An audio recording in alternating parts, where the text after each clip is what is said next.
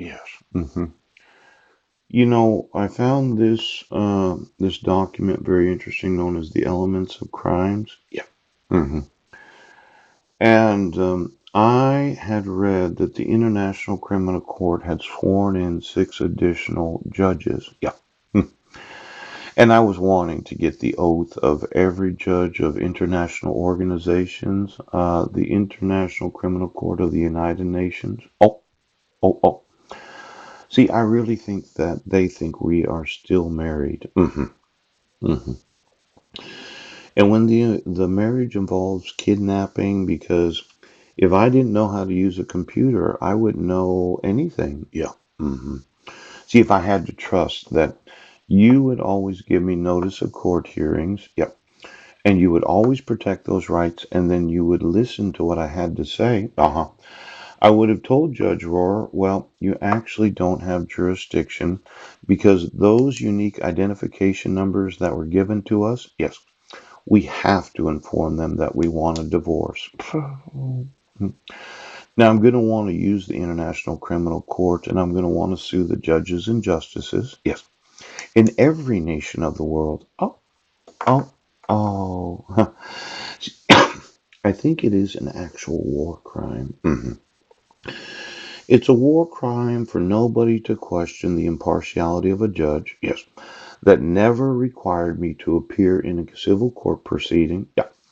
Well, you gave custody of my sons to my wife, yes, to what could have been look-alike Heidi Lee Budniks, or the forgery of Heidi Lee Budner. Mm. Now, when you get, yes, the actual sworn oath of all of the international judges in the European Union, yes, European Council, yes, International Court of Law, yes, and The Hague, yeah, I'm going to want to sue them. Poop!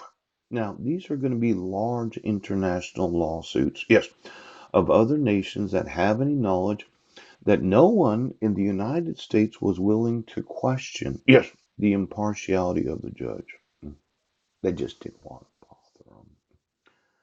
After 10,000 emails to the Supreme Court of Washington State, nobody wanted to step on the toes of the Superior Court, County Court, yes, because they just didn't want to in any way cause any concern or pressure to those that are county court judges.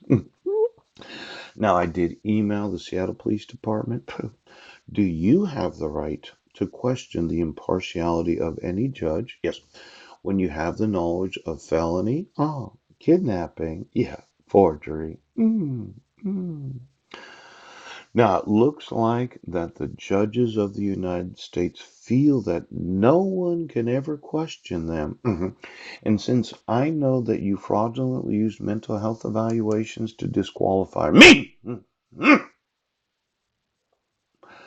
I'd consider this a very serious war crime that needs to be tried in The Hague, yes, the International Criminal Court of the United Nations, yes, and numerous other constitutional and criminal courts of other nations.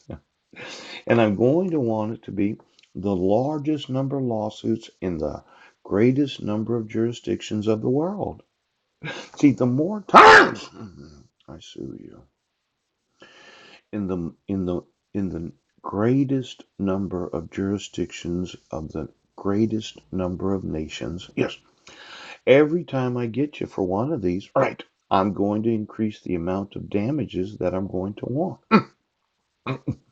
Now, let's say the federal government, known as the United States of America, having emailed sheriffs in pretty much every state, yes, having emailed those in the employment of the federal government, yes, having emailed those in the employment of the state government. No one wanted to question the impartiality. No one wanted to. No one.